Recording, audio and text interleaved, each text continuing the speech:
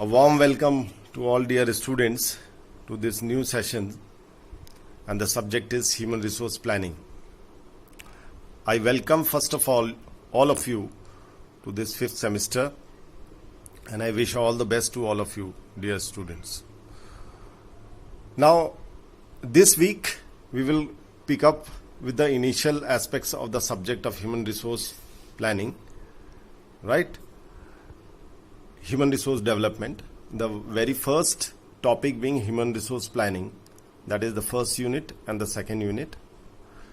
Now under human resource development, one of the primary concept is of human resource planning, that is planning for the human resources.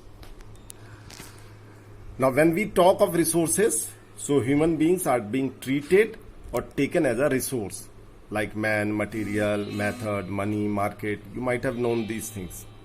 So human beings, those who are working in an organization, they are also a resource, and we need to plan for them also as any other resources. Moving to the next, first slide.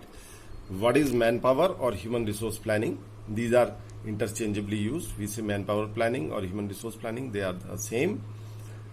So the very first point says human resource planning is the process of anticipating and carrying out the movement of people into, within and out of the organization.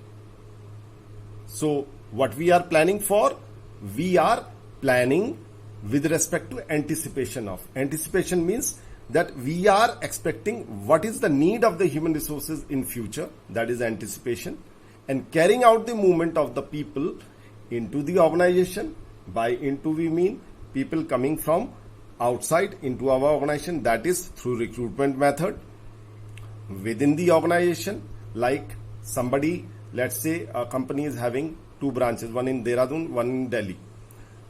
Now within the organization, it means somebody is required at Delhi, so now somebody from Dehradun office is being shifted to Delhi. So this is movement within the organization. Nobody is coming from outside. It is within the organization movement. Out of the organization, of course, people make an exit out of the organization for a variety of reasons. It can be related to resignation. It can be related to retrenchment. It can be related to dismissal. It can be related to any other disciplinary action.